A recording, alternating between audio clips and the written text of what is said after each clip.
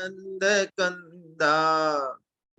राधे गोविंद मुरारी, घन श्यामा गोविंद मुरारी।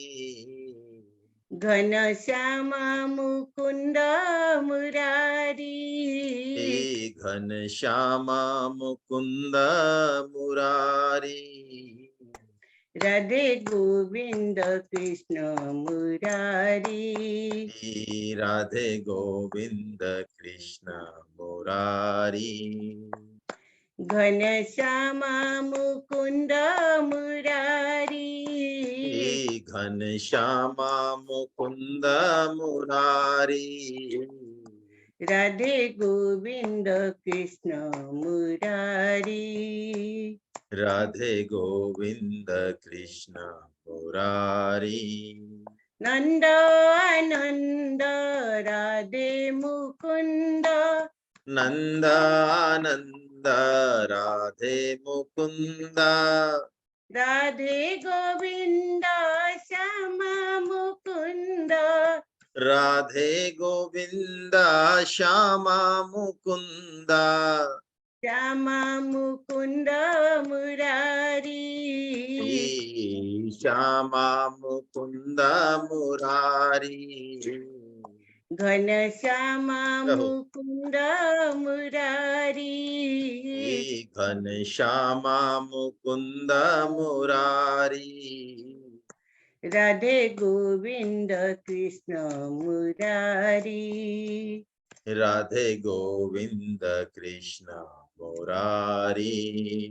गोपी मनोहर राधे गोविंद, गोपी मनोहर राधे गोविंदा। नवनीत चोर आनंद कंद, नवनीत चोरा आनंद कंदा। नवनीत चोर आनंद कंद, नवनीत चोरा आनंद कंदा। श्यामा मुकुंद मुरारी, घन श्यामा मुकुंद मुरारी। घन श्यामा मुकुंद मुरारी, घन श्यामा मुकुंद मुरारी।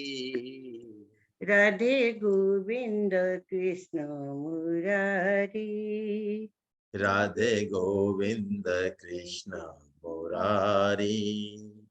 हरे कृष्ण। हरे कृष्ण।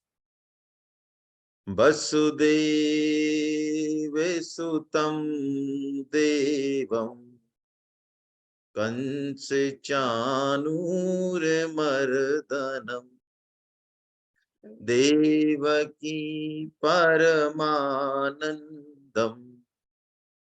कृष्णं वंदे जगत्।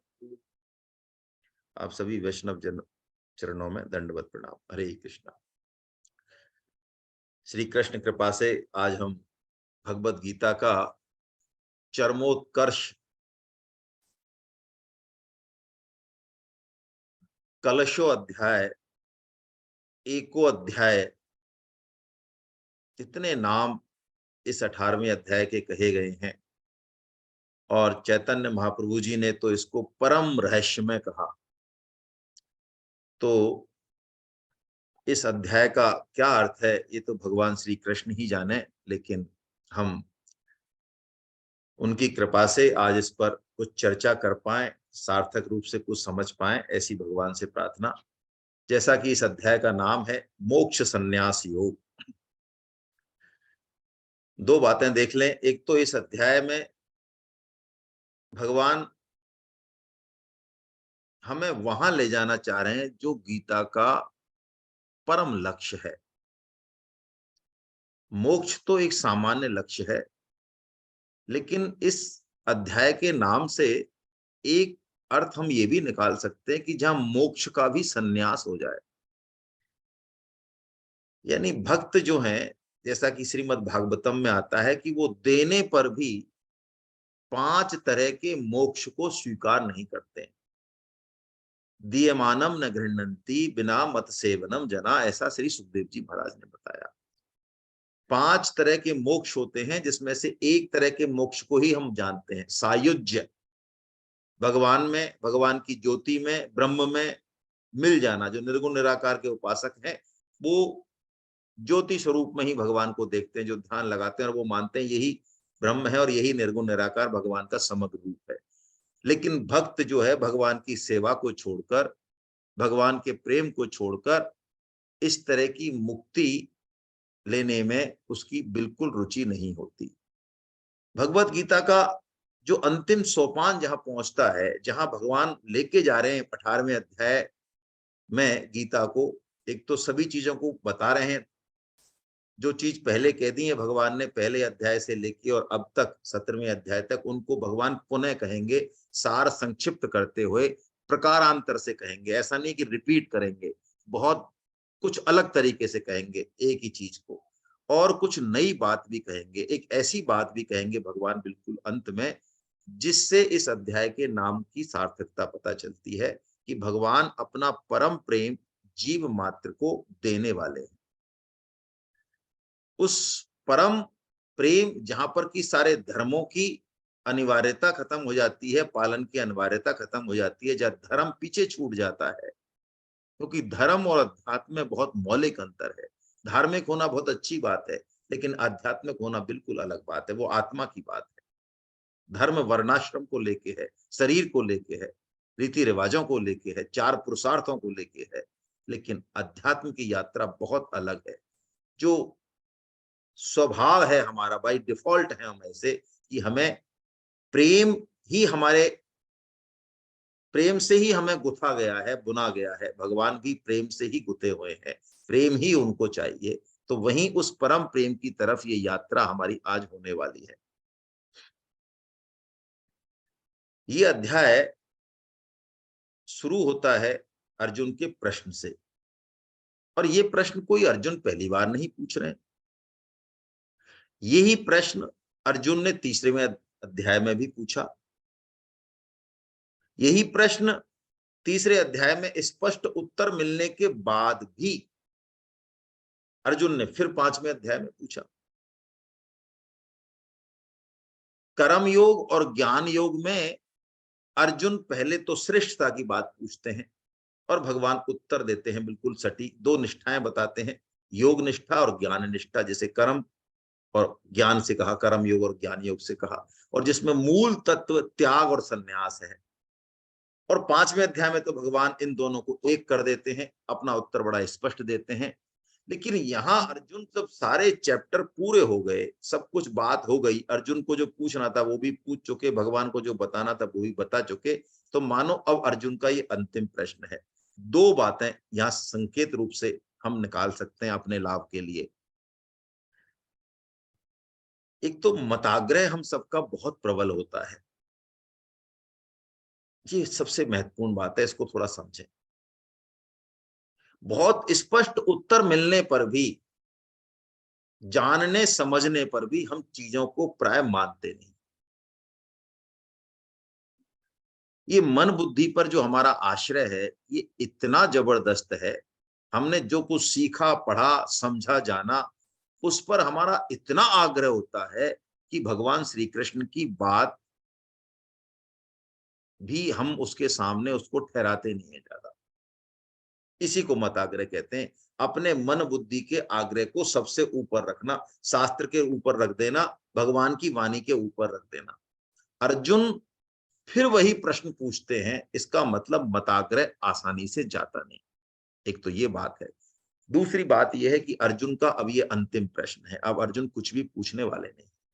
तो आइए हम इस बार, ये अध्याय बड़ा है, थोड़ा समय आज लग सकता है, लेकिन हम कोशिश करेंगे आज, ऐसी इस तरह की कुछ बात आई है कि ज्यादातर श्लोकों को हम टच करें, बजाय कि सार रूप में लेने के ज्यादातर श्लोकों को टच करते हुए निकलेंगे। थोड़ा समय लगना संभावित है, लेकिन चलिए बने रहिए। आइए पहला हम पढ़ रहे, श्लोक पढ़ रहे हैं, पहला वाचन करते हैं।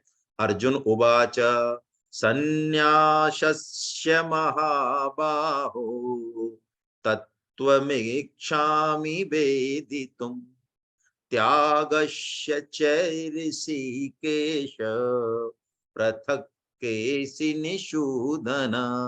दो संबोधन दिए भगवान को, तीन दिए, महाबाहो कहा।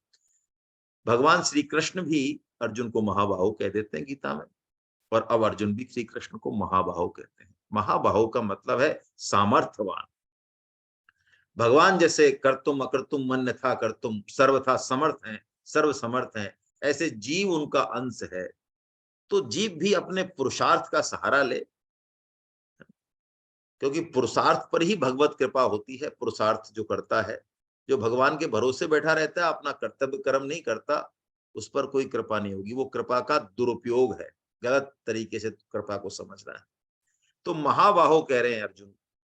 तो कृष्ण को महाबाहो कहने का मतलब तो यह है कि मेरा त्याग और संन्यास के बारे में जरा कंफ्यूजन है, उनको मैं तत्व से जानना चाहता हूं, उन दोनों के तत्व को। यहाँ श्रेष्ठता और कनिष्ठता की बात नहीं है, यहाँ कहने मैं तत्व से जानना चाहता हूं, त्याग क्या है और संन्यास क्या है। देखिए भगवान इसका सीधा सीधा जवाब नहीं देके, ये भगवान ने कैसे वर्णन किया वो हम थोड़ा देखें इसको। 18.12 तक तो भगवान पहले त्याग की बात करेंगे और त्याग को पूर्णता से बताएंगे, है ना। पहले तो सारे मत बताएंगे, चार मत बताएंगे त्याग और संन्यास के बारे में जो प्रचलित है संसार में। फिर भगवान अपनी बात कहेंगे कि मेरे हिसाब से क्या है। फिर भगवान तीन तरह के त्याग को बताएंगे, और तीन तरह के त्याग को बता के भी भगवान कहेंगे कि राजस और तामस तो कोई त्याग ही नहीं है, सात्विक त्याग ही त्याग है। और सात्विक त्याग से भी, क्योंकि सात्विक त्याग भी है तो गुण वाला, उसमें जब तक सात्विक गुण रहेगा तब तक वो पूर्णता की ओर नहीं पहुंचेगा। इसलिए भगवान उसको और स्पष्ट करेंगे अगले 2-3 श्लोकों में, और ये बता देंगे कि वास्तव में कर्म फल का त्यागी ही वास्तविक त्यागी है। दो तरह के यहां भगवान संपूर्णता से बताएंगे। कर्म की आसक्ति भी नहीं होनी चाहिए और फल की आसक्ति भी नहीं होनी चाहिए। कर्मासक्ति भी बहुत खतरनाक है, कई बार फलासक्ति नहीं होने पर कर्मासक्ति बनी रहती है, ये भी एक बड़ी समस्या है हम लोगों के साथ।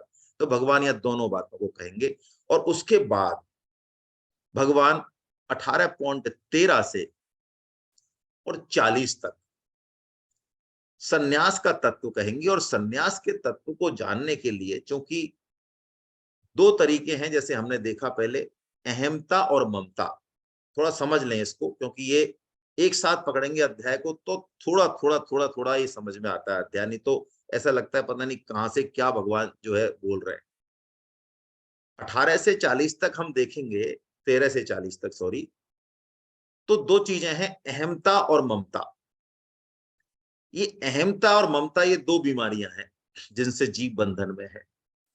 तो ज्ञान योग में तो अहमता का नाश होता है कि मैं करता हूं। हम जो अपने आप को करता मानते हैं ना, ये मानते हैं, है नहीं हम करता।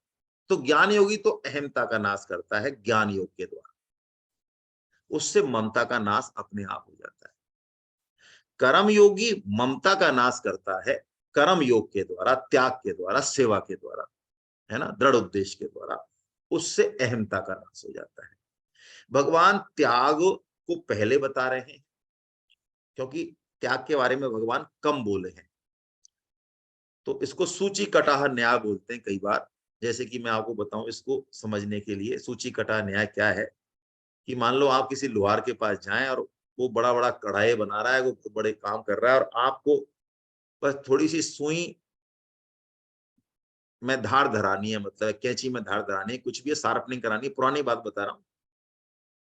तो सूची कटा न्याय का मतलब है कि साहब ये बड़े बड़े कटाया तो आप बना लेना, ये बड़े बड़े कढ़ाई तो इसमें तो आपको पता नहीं शाम हो जाए या 2 दिन लगे, हमारा तो क्या छोटा सा काम है, इस सूची में धार धरनी है, जरा इधर दो। तो पहले वो उस काम को छोड़ के आपका काम कर देगा।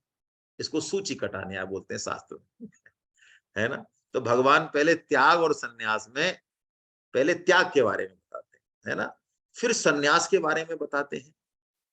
और सन्यास के बारे में बता के भगवान जो है क्या बताते हैं कि ये अहमता से कर्म बंधन कैसे होता है। अहमता के कारण हम बंध जाते हैं ना कर्मों से, तो कैसे बंध जाते हैं, इसके लिए भगवान दो चीजें नई बताते हैं।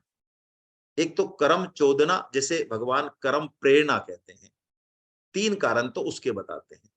और कर्म संग्रह कैसे होता है हमारे अकाउंट में, इस कर्म आता कैसे है संस्कारों के रूप में, उससे बंधन कैसे होता है वो बताते हैं भगवान।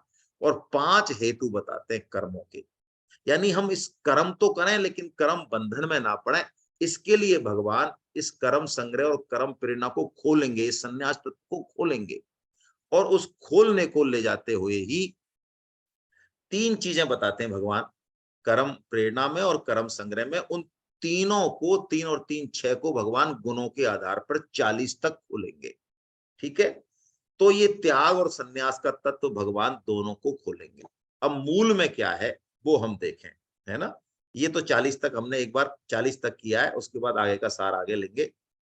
अब हम देखें कि भगवान का उत्तर क्या है। भगवान ने पहले 4 मत बताए और त्याग के बारे में भगवान बता रहे हैं। देखिए, भगवान कह रहे हैं अर्जुन, चूंकि हम सब रजोगुनी हैं और व्यक्ति चाहे जीवन मुक्त हो जाए तो भी कर्तव्य कर्म तो वो करता है। जैसे भगवान तो जीवन मुक्तों के भी जीवन मुक्त हैं, फिर भी भगवान कहते हैं अर्जुन मुझे कुछ नहीं चाहिए संसार में।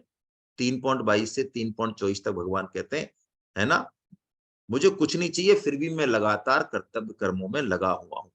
इसी तर्ज पे भगवान यहाँ त्याग का तत्व जो बता रहे हैं, वो ये कह रहे हैं कि यज्ञ, दान और तप, इन 3 कामों को तो करना चाहिए।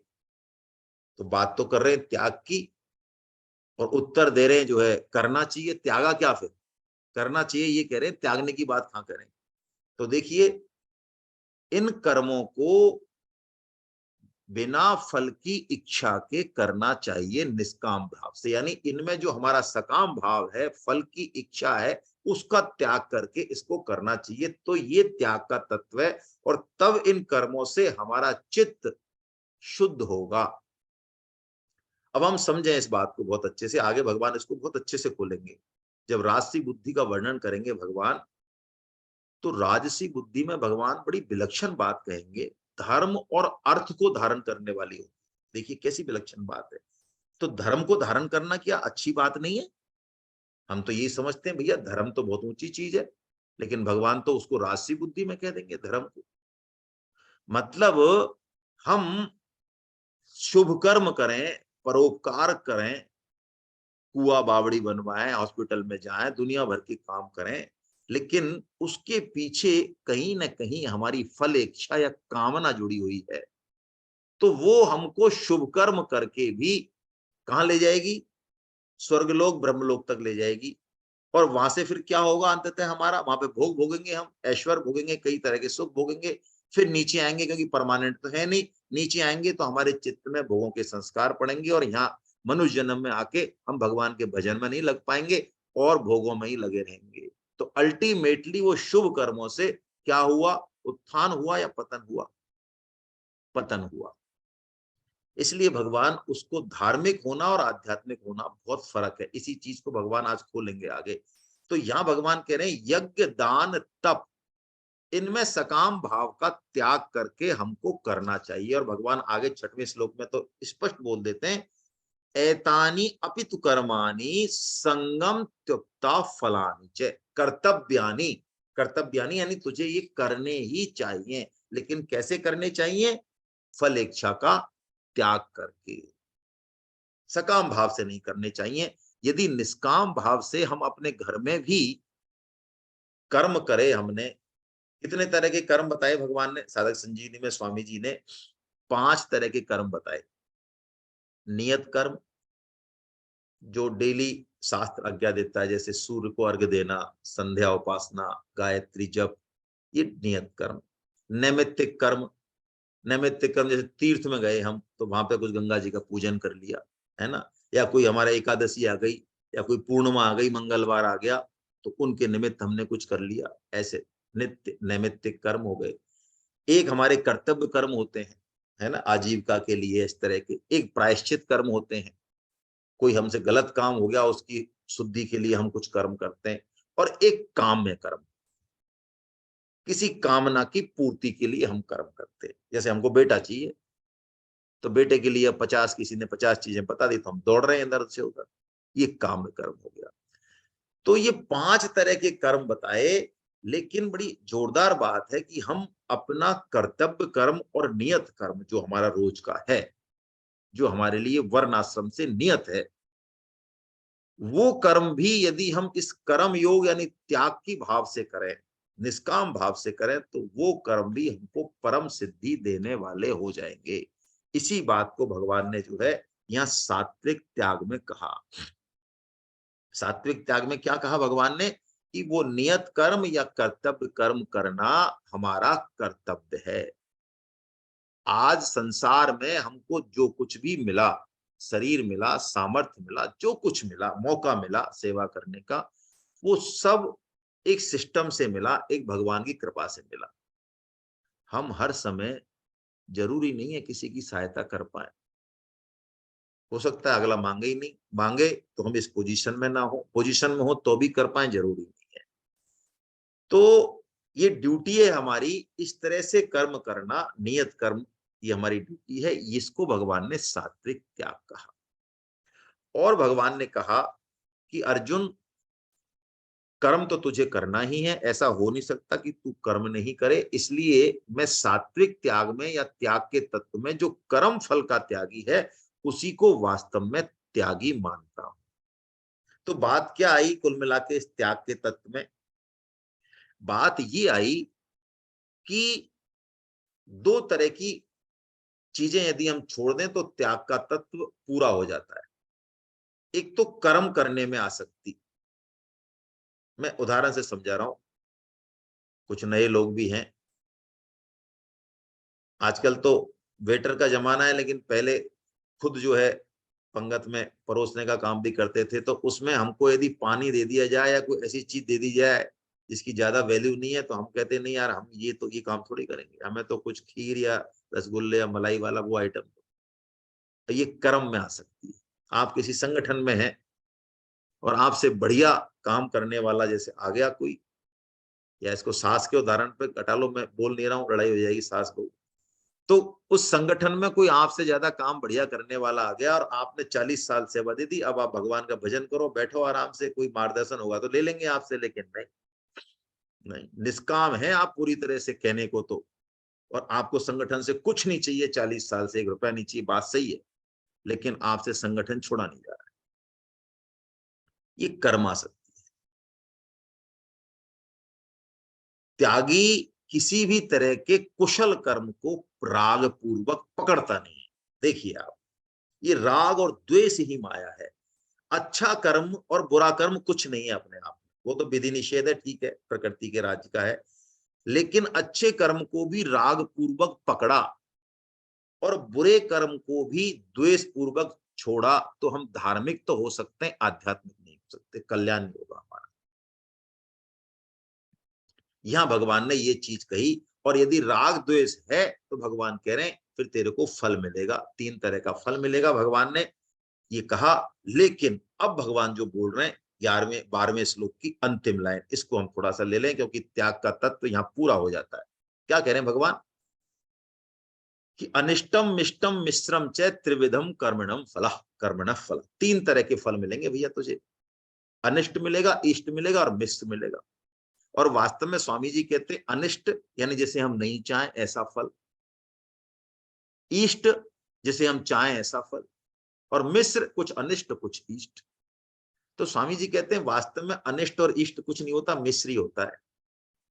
आपकी यदि ऑनलाइन ठगाई हो जाए, 10,000 रुपए चले जाए, हमारे भी चले गए एक बार, तो ये अच्छी बात है कि बुरी बात है? आप कहेंगे बुरी बात है, लेकिन देखो इसमें एक अच्छाई छुपी हुई है, बहुत अच्छी। आपकी एक बार ठगाई हो जाए तो आप इतने सतर्क हो जाएंगे, जितने कोई आपको कितना ही जो है भाषण दे, उपदेश दे, उससे सतर्क नहीं होंगे आप। लेकिन एक बार आपके साथ ठगाई हो जाए तो आप चीजों को सीखेंगे, पढ़ेंगे और आगे के लिए सतर्क हो जाएंगे। ये चीज उसमें अच्छाई हुई कि नहीं हुई है? अरे बादाम खाने से जो अकल नहीं आएगी वो एक बार की ठगाई से आ जाएगी, तो ये अच्छाई हुई ना ठगाई से। यानी हर कर्म के फल में अच्छाई और बुराई मिक्स होती है, बुरे से बुरे कर्म में भी कुछ ना कुछ अच्छाई छिपी रहती है, और अच्छे से अच्छे फल में भी कुछ ना कुछ बुराई छिपी रहती है। तो 3 तरह के फल जो है मिलेंगे यदि तू त्यागी नहीं होगा। और भगवान कह रहे हैं लेकिन जो त्यागी होगा उसको कोई फल नहीं मिलेगा, फिर वो मुक्त है। भवति अत्यागना प्रेत्य, प्रेत्य प्रेत मरने के बाद, हाँ ना तो यहां मिलेगा ना मरने के बाद। भवति अत्यागना प्रेत्य न तो संन्यास नाम क्वचित। भगवान गीता में क्या कैसा भगवान ने ये गुंथन किया है कैसा कैसी गुथी है भगवान ने गीता कि त्याग के तत्व की बात कर रहे हैं और यहां भगवान ने सन्यासी शब्द कह दिया, सन्यास नाम कुछ, यानी त्यागी को भी नहीं मिलेगा कोई फल और सन्यासी को भी नहीं मिलेगा। क्यों भाई, बात तो त्यागी कर रहे, सन्यासी शब्द कहां से ले आए? तो देखो सन्यासी क्या है, स्वामी जी कहते हैं सम्यक न्यास है से सन्यास। सम्यक न्यास है अच्छी तरह से रखने का काम। किसको रखने का काम? जो अपना है उसको तो रखने का काम, और जो अपना नहीं है उसको हटाने का काम। यानी जो चीज अपनी नहीं है उसका त्याग हो जाए, अच्छी तरह से त्याग, सम्यक त्याग हो जाए, वही सन्यास है। यानी सन्यास को और त्याग को मान लो भगवान यहाँ पे एक कर रहे हैं, क्योंकि दोनों में तत्व तो मूल में त्याग ही है। भगवान ने यहाँ त्याग की बात बता के और सन्यासीना भी कह दिया क्वचित। अब भगवान आगे अर्जुन के दूसरे प्रश्न का उत्तर दे रहे, सन्यास का, यानी सांख्य योग का, यानी ज्ञान योग का। दो ही बात पूछी अर्जुन ने। कर्म योग आज हम बिल्कुल सरल तरीके से जो है इन श्लोकों को लेने की कोशिश कर रहे हैं, देखते हैं कितना सफल होते हैं। तो अब भगवान देखिए इस सांख्य योग को बिल्कुल अलग तरीके से कह रहे हैं। पहले जो कहा दूसरे अध्याय में 2.11 से 2.30, 13वें अध्याय में क्षेत्र क्षेत्र के विभाग योग में पूरा ही सांख्य योग बताया। उसी बात को कृष्ण प्रश्न ही है, वो किस तरह से कहते हैं, बिल्कुल अलग तरीके से कहते हैं, और हम इसी तरीके से इसको समझेंगे। भगवान क्या कह रहे हैं अर्जुन, देखो 5 हेतु होते हैं कर्म की सिद्धि में, यानी ये 5 चीजें होंगी तो कर्म होगा। 5 में से एक भी गायब कर दी ना तूने, फिर क्रिया होगी, यानी तू बंधन में नहीं, क्रिया तो होगी, तेरा काम तो हो जाएगा, लेकिन तू बंधन में नहीं पड़ेगा। क्या बात है, ये तो बहुत जोरदार बात है। तो बताओ महाराज 5 कौन कौन सी चीजें? तो भगवान बता रहे हैं 13वें श्लोक 14वें श्लोक में, अधिष्ठानम तथा कर्ता करणम च पृथक विधम विविधाश्च पृथक चेष्टा दैवम चैवात्र पंचमम। अधिष्ठानम पहली चीज बताई। अधिष्ठान मतलब देखिए जिस जगह या जिस स्पेस में सब काम हो रहे हैं, जैसे हम आकाश के बिना क्या कोई क्रिया कर सकते हैं? सोचें आप, आकाश नहीं हो तो क्या कोई क्रिया हो सकती है? संभव नहीं है।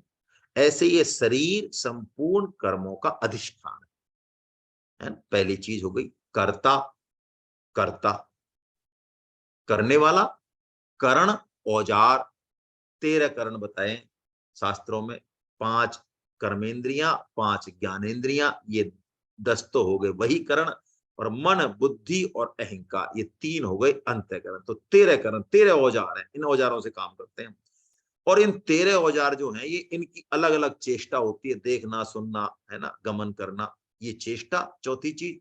और 5वीं चीज जो भगवान बता रहे हैं वो दैवम, प्रारब्ध, संस्कार।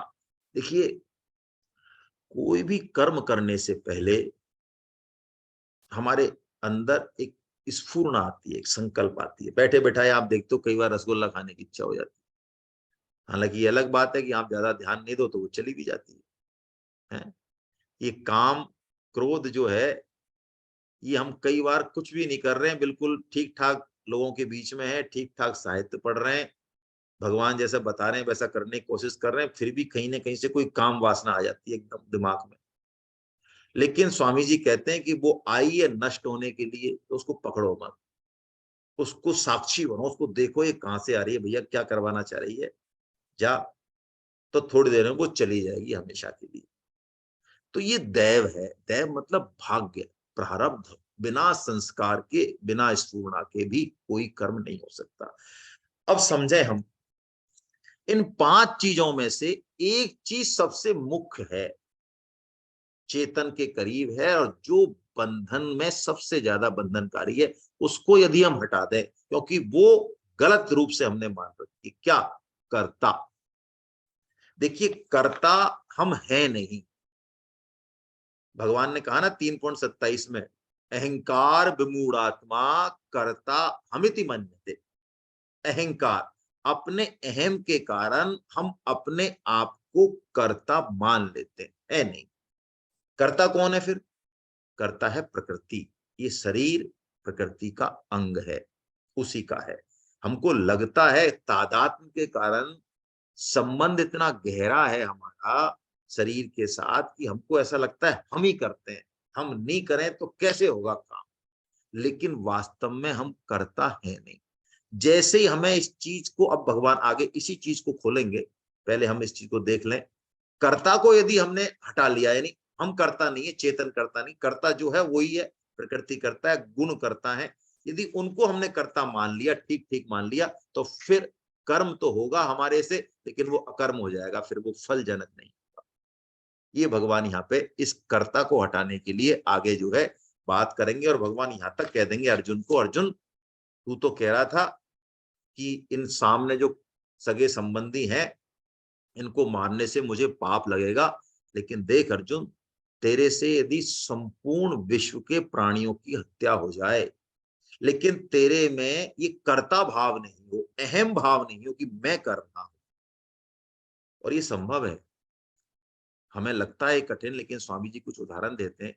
भाई, हमारे शरीर में खून हमारे चलाए चल रहा है या अपने आप चल रहा है? सोचें। ये नाखून जो बढ़ते हैं, ये हम बढ़ाते हैं इनको या अपने आप बढ़ जाते हैं? ये शरीर का जो बढ़ना है, ये हम बढ़ा रहे हैं इसको या बढ़ रहा है अपने आप? आहार जठराग्नि जो पचा रही है, वो हम पचाते हैं या पच रहा है अपने आप? बहुत सारी क्रियाएं शरीर में ऐसी हैं जो अपने आप हो रही हैं, है ना? लेकिन कुछ क्रियाओं में हम अपने आप को कर्ता मान लेते हैं। तो भगवान यहाँ पे यही कह रहे हैं कि अर्जुन, तू समझ, करता तू नहीं है। यदि तीनों लोगों की भी हत्या हो जाए प्राणियों की, तो भी तुझे कोई पाप नहीं लगेगा। क्यों? क्योंकि तेरे अंदर दो चीज नहीं है। कौन सी? एक तो अहम भाव नहीं है। भगवान ने यही कहा इस श्लोक में, बड़ा अच्छा श्लोक है ये।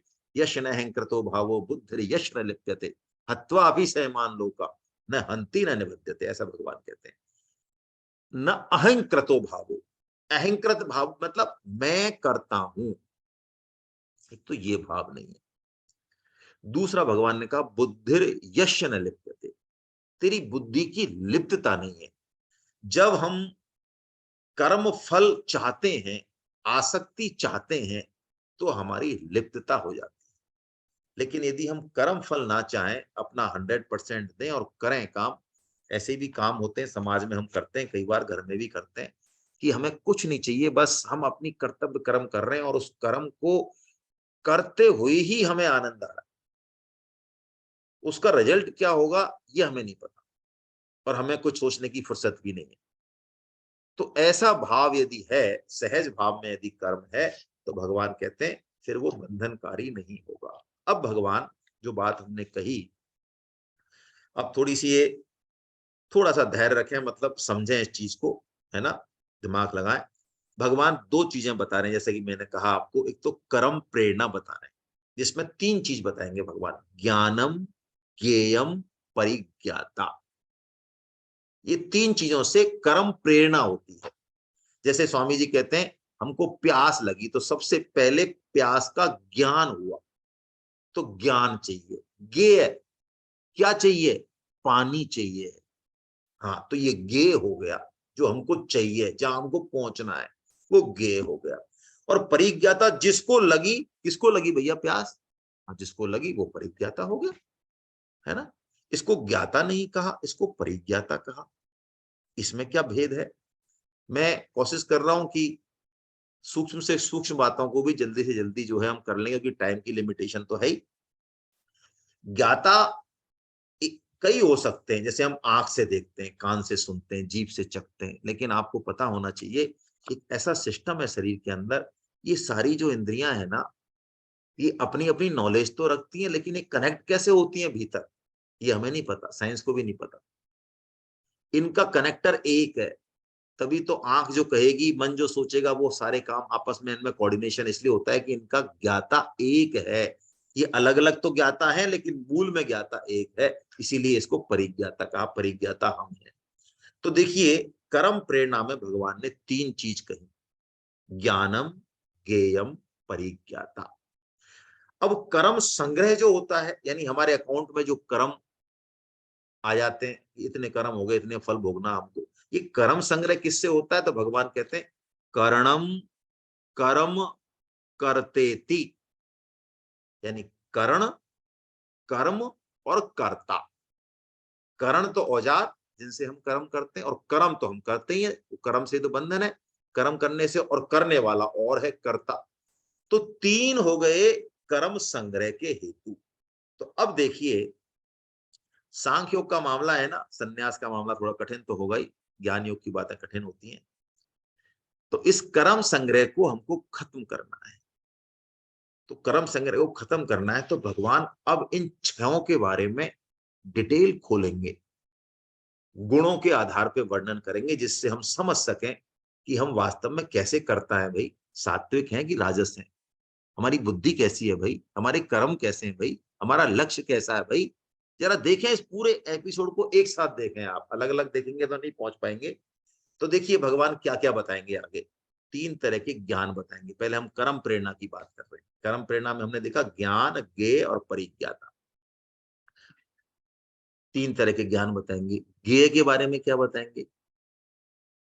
हम जो भी कर्म करें, करते हैं, हम धन कमाएंगे, हम पढ़ने जाएंगे, हम नौकरी करेंगे, पैसे लाएंगे, अंत में हर कर्म का उद्देश्य सुख की प्राप्ति है। आप चेक कर लें अपने आप को। जो भी कर्म करेंगे, चाहे वो कितना ही आड़ा तिरछा कहीं से भी घूम के आ रहा होगा, हमारी पूरी जिंदगी का अल्टीमेटली उसका एम क्या है? सुख, है ना। वो कहानी सुनिए ना, मुझे वो कहानी याद आ रही है, आज कहानी नहीं सुनाते। वो बूढ़ी डोकरी थी, बचपन में सुनी थी, मुझे अचानक याद आ गई है। आराम से बैठी थी वो, तो कोई आया राजसी व्यक्ति, अरे अम्मा, तो बताता है तू ऐसे कर, तू ये काम करके उससे क्या होगा अम्मा, तेरे ये होगा, फिर तू गाय खरीद लेना, फिर 50 गाय ले लेना, फिर धन कमा लेना, फिर इतना आ जाएगा, फिर महल आ जाएगा, फिर नौकर चाकर आ जाएंगे, फिर क्या होगा, फिर तू आराम से बैठना है क्या अम्मा। तो अम्मा यही तो कह रही कि मैं बैठी तो हूँ आराम से, इतने चक्री में मेरे को क्यों घुमा रहा है भैया। वो तो मैं अभी बैठी ही हूँ, तेने मेरी पूरी जिंदगी खराब कर देगी, ये कर ये कर ये कर ये कर, तो मैं बैठी हूँ तो हूँ आराम से, अभी मेरे तो सुख है भैया आराम से। तो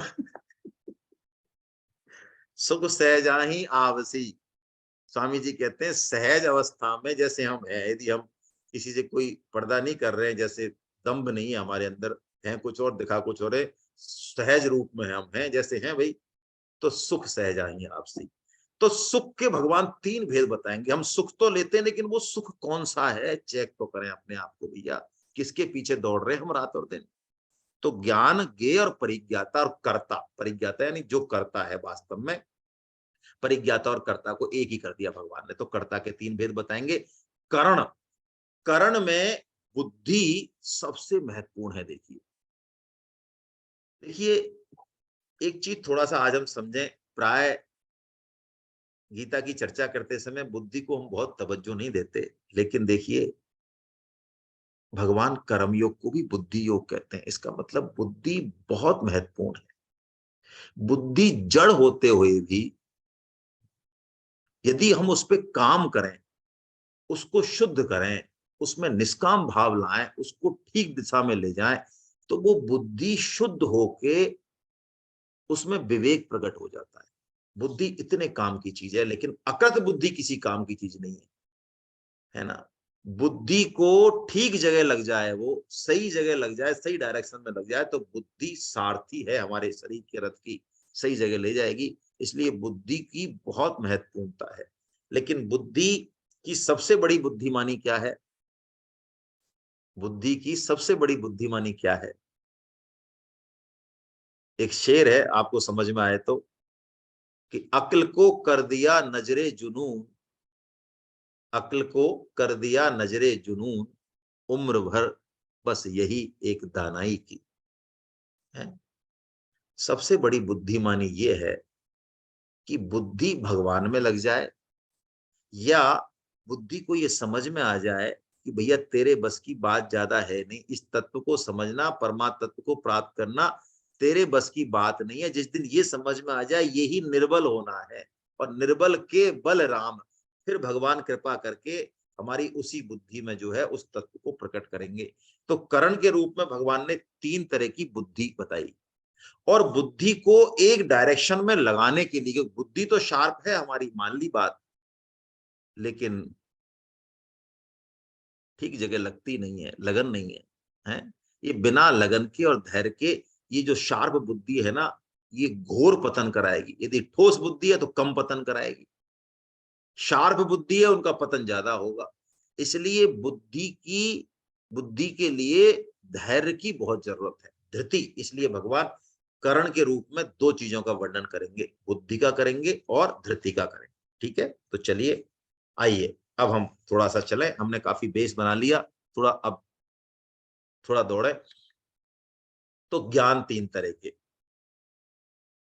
देखिए सात्विक ज्ञान क्या, सात्विक ज्ञान वो जो ऊपरी नाम रूप का भेदन कर दे और अंदर के तत्व पर पहुंच जाए, वो सात्विक ज्ञान। सोना है तो सोना तो है, लेकिन अभी वो रिंग के रूप में, नवलखा हार के रूप में आ रहा है? तत्व ज्ञानी क्या करता है, प्राणी मात्र में उस सत्ता के दर्शन करता है जो वास्तव में अटल है। उस नाम रूप में वो नहीं फंसता, जो भेदन कर दे उसका और उस सत्ता तक पहुंच जाए कि एक ही आत्मा सर्वत्र है, मेरी आत्मा ही, उस परमात्मा ही सब जगह है, ऐसा देखने वाला, अनुभव करने वाला सात्विक ज्ञान रखता है। जो सब प्राणियों में अलग अलग आत्मा देखता है ना, सब प्राणियों में। हाँ, हमारे महावीर बंसल साहब निवेदन कर रहे हैं आप सबसे, गीता परिचय अभियान के रजिस्ट्रेशन चालू हो गए हैं, और आप सबसे बड़ा करबद्ध निवेदन है कि अब हम लगे इस युद्ध में, जोड़ें। खुद जोड़ना तो कोई बड़ी बात नहीं है, मैं ऐसा नहीं मानता, है ना। हम जो सब पुराने साधक हैं गीता के, वो तो नए सत्र में रजिस्ट्रेशन करें ही, उसमें क्या समस्या है, कोई समस्या नहीं है। लेकिन कुछ 10-20 लोगों को जो है ना, इस गीता यज्ञ में आहुति दें, 10-20 लोगों की, जोड़ें उनको, ये वास्तविक कल्याण का मार्ग है। वो व्यक्ति जिनको हम जोड़ेंगे, नए व्यक्तियों को, वो व्यक्ति भगवान की वाणी को सुन के अपने हृदय में जो फील करेंगे, जो अनुभव करेंगे, उसका धन्यवाद हम तक आएगा। और वो जो धन्यवाद है वो सबसे बड़ा पुण्य कर्म है, ये भौतिक पुण्य कर्म तो कुछ नहीं है। वो धन्यवाद जो है, वो उनका जो सद्भाव है, साधु भाव है, वो वास्तव में हमारी आध्यात्मिक प्रगति में बड़ा सहायक रहेगा। तो हम अब से चालू करें, ऑनलाइन आ गया है, आपको सबको मैसेज मिल ही जाएगा, इस चीज में हम लगे रहें। तो सात्विक ज्ञान के बारे में हमने चर्चा करी। राजस ज्ञान क्या है, हर व्यक्ति और प्राणी में अलग अलग आत्मा देखता है, यानी परमात्मा को विभक्त देखता है। मेरी आत्मा अलग, आपकी अलग। हम सबका ज्ञान कैसा है, राजस है। और तामस, उसको तो भगवान ने ज्ञान ही नहीं कहा, वो तो विश्वास ही नहीं करता, वो तो बस शरीर है और विषय भोग हैं, और मौज करो, खाओ पियो मौज करो मित्रा।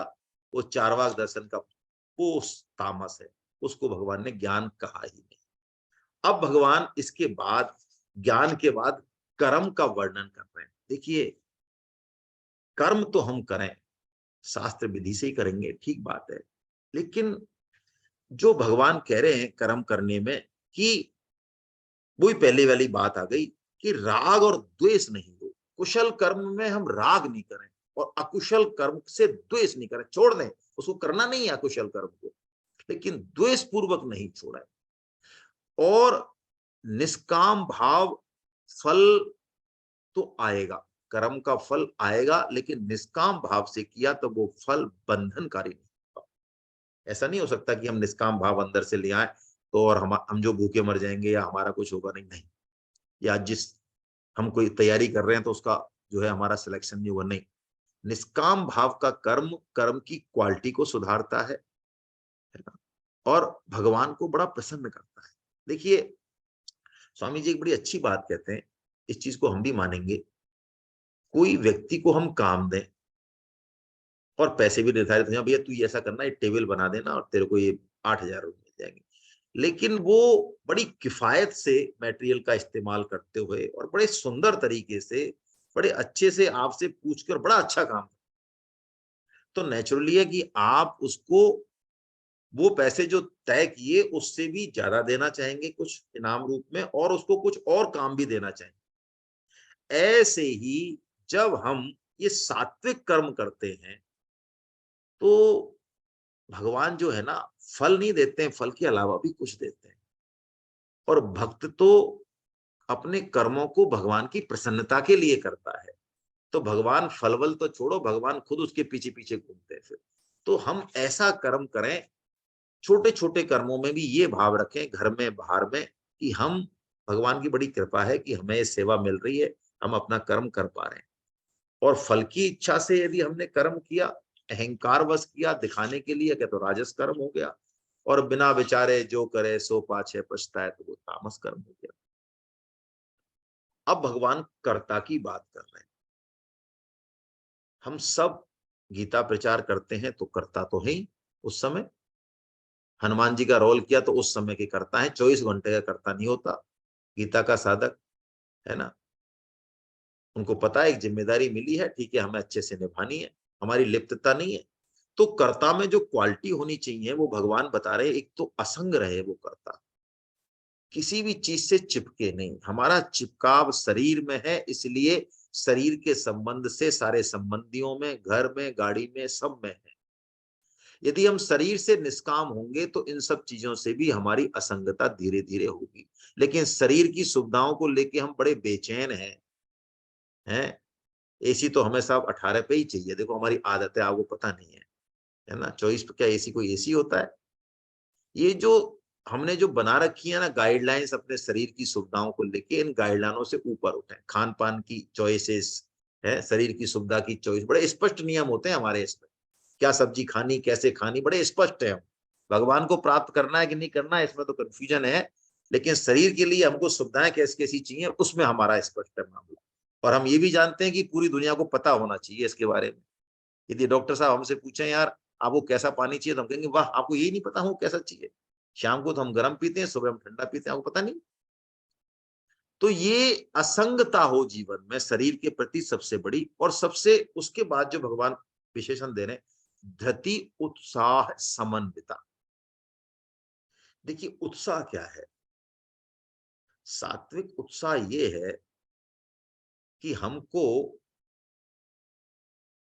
फल हमारे अनुकूल मिला और चाहे नहीं मिला, अगले दिन फिर हम तैयार हैं उसी काम को दुगने उत्साह से करने। सिद्धि मिली और असिद्धि मिली काम में, लेकिन दोनों में हमारा उत्साह बना हुआ है। देखिए कर्म योग, कर्म योग हुआ कि नहीं हुआ, हम सात्विक कर्ता रहे कि नहीं रहे, इसकी चेकिंग इससे होगी कि फल प्राप्ति में जब फल सामने आया तब हमारी समता बनी रही या नहीं बनी रही।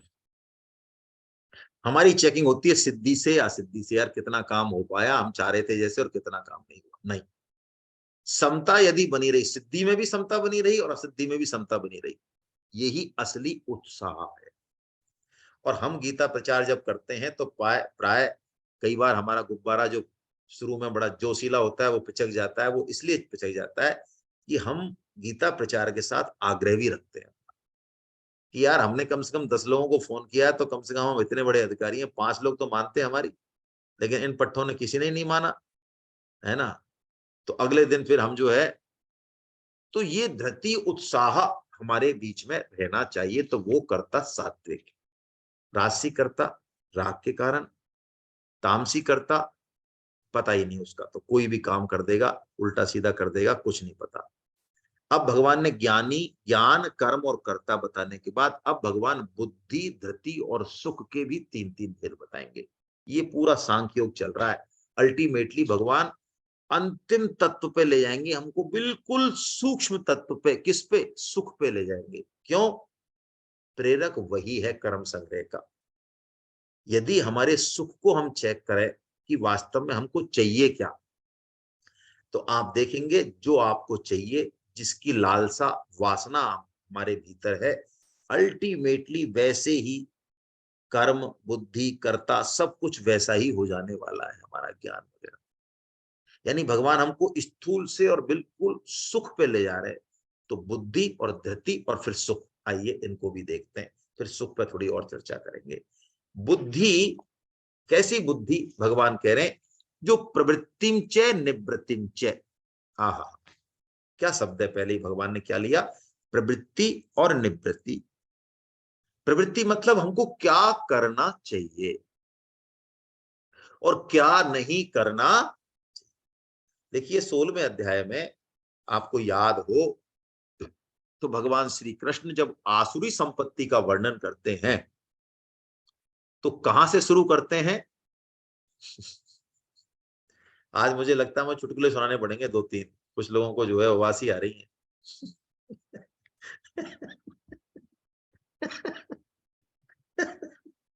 क्योंकि मैं तो कोशिश कर रहा हूं कि 18वें अध्याय को पूरा समझाऊं, मुझे ऐसे ही आदेश हो गया है, वरना मैं 18वें अध्याय में बिल्कुल जो आपको पसंद आए, मजा आए, ऐसी बातें सुना के भी निकल सकता था। लेकिन मेरी आज कोशिश ये है कि मैं 18वें अध्याय को छूता हुआ निकलूं ज्यादा से ज्यादा। उसके लिए आपको भाई धृति की बात हो रही है, धैर्य तो धारण करना ही पड़ेगा है। कल से हम भक्तमाल शुरू करेंगे, उसमें आनंद की वर्षा होगी, क्या बात है? कोई दिन, कौन सा गाना है वो? कोई दिन हाथी और कोई दिन घोड़ा और कोई दिन पैदल चलना जी, है क्या? चलिए, तो बुद्धि आसुरी संपत्ति का जब भगवान वर्णन करते हैं तो वो भी आसुरी संपत्ति भी कहां से हमारे अंदर प्रवेश करती है? प्रवृत्तिम च निवृत्तिम च।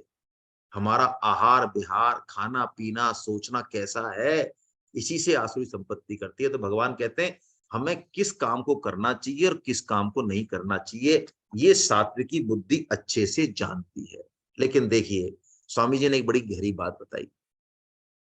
प्रवृत्ति का सामान्यतः मतलब ये लिया जाता है कि हम संसार में गृहस्थी के कामों में उलझे रहे, करते रहे उनको। और निवृत्ति का सामान्य अर्थ ये लिया जाता है कि हमको ये सब नहीं करना, अब हमारा पेट भर गया, बस अब हम तो भजन कर रहे हैं भगवान का, है ना। लेकिन अब और सूक्ष्म बात सुने, हम जो भजन करते हैं भगवान का, माला करते हैं या गीता पढ़ते हैं पढ़ाते हैं, वास्तव में किसके लिए करते हैं भाई?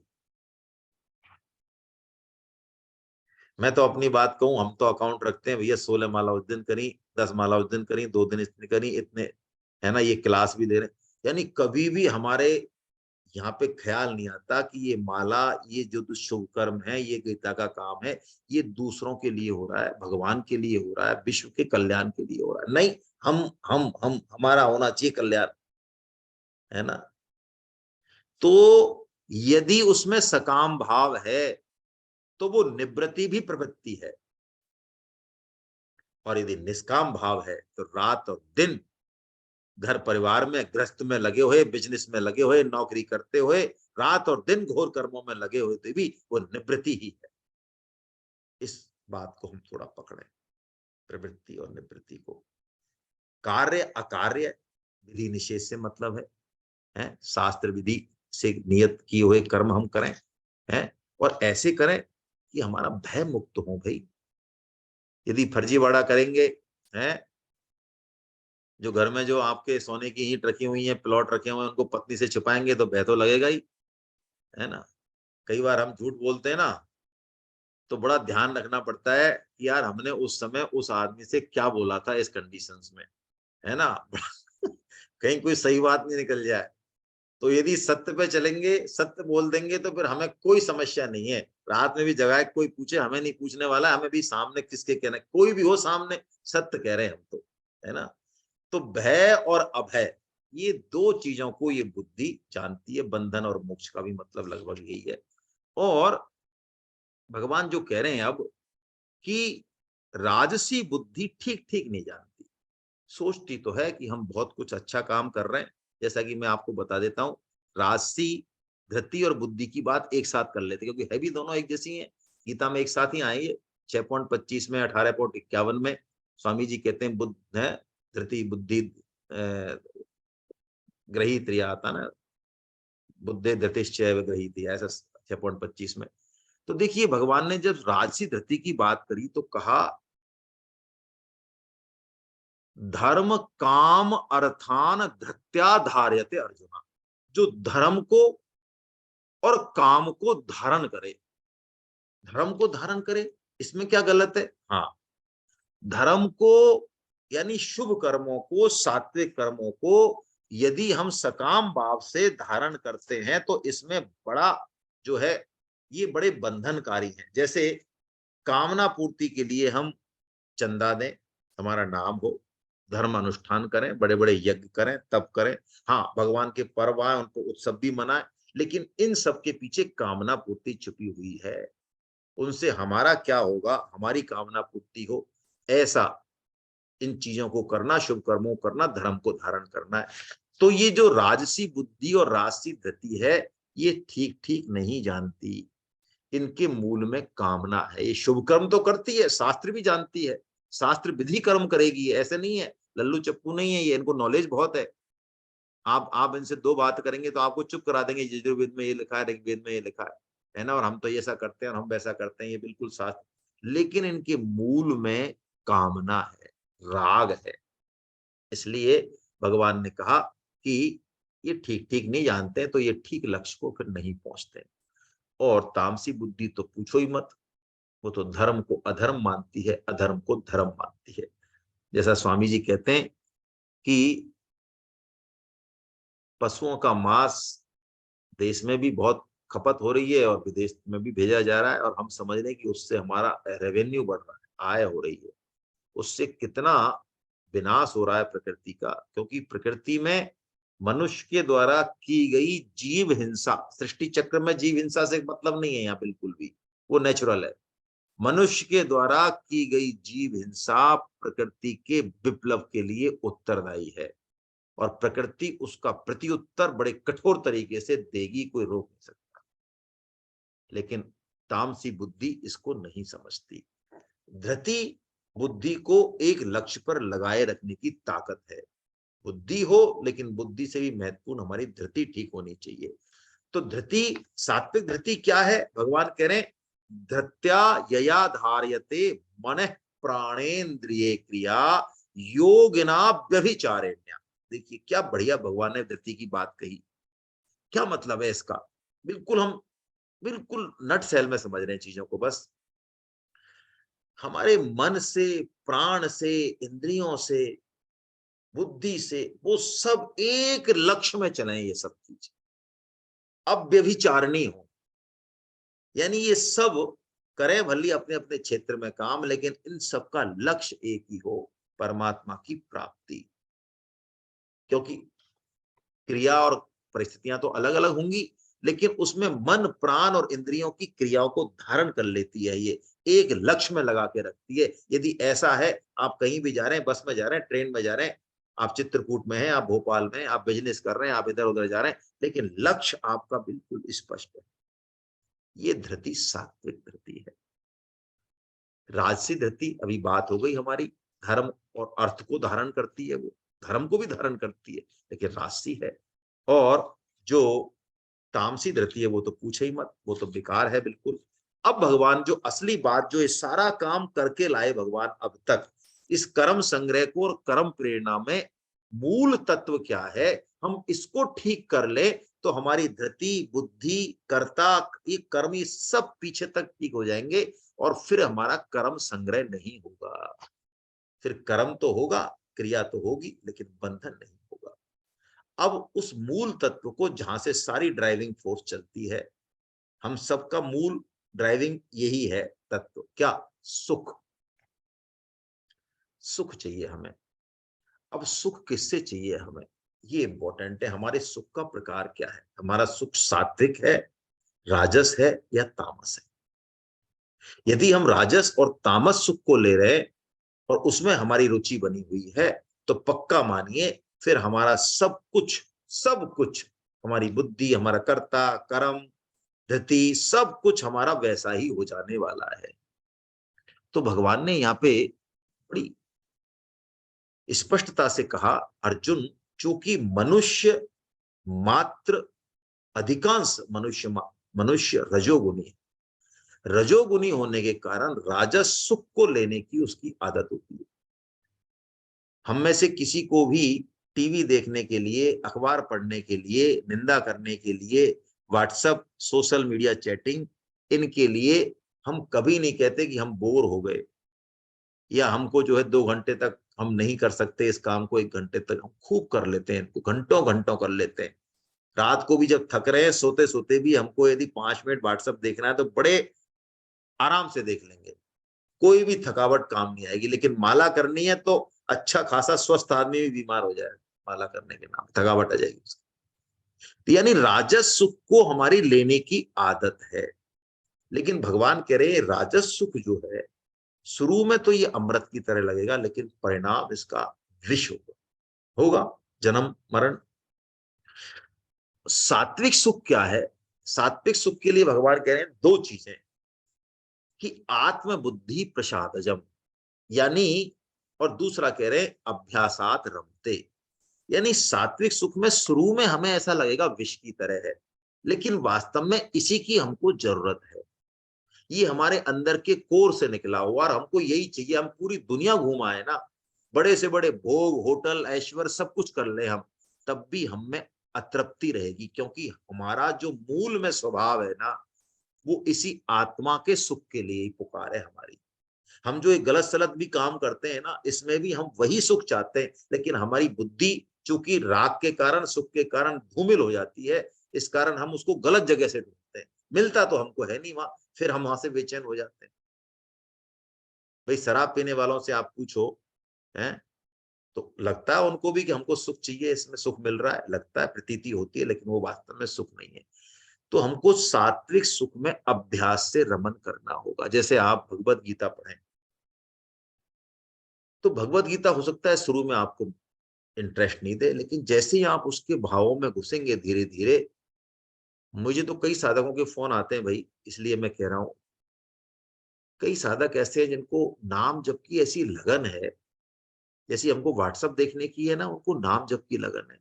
यदि वो किसी कारण से माला नहीं उठा पाए ना 12-14 घंटे, तो बड़ी बेचैनी हो जाती है, और नाम जप में उनकी प्रीति हो गई है। कर रहे संख्या से वो तो अच्छी बात है, ऊंची स्थिति जो है, नाम जप में प्रीति हो गई। गीता के भावों में, गीता के श्लोकों पे चर्चा करने में इतना आनंद आता है उनको, भगवान की चर्चा करने में। ये होता है, लेकिन कैसे होता है? एक दिन में नहीं होता है, अभ्यास से होता है। भगवान कह रहे हैं हमें सात्विक सुख में रमन करना चाहिए, अपनी बुद्धि को सात्विक सुख की ओर लगाना चाहिए, ऐसा भगवान कह रहे हैं।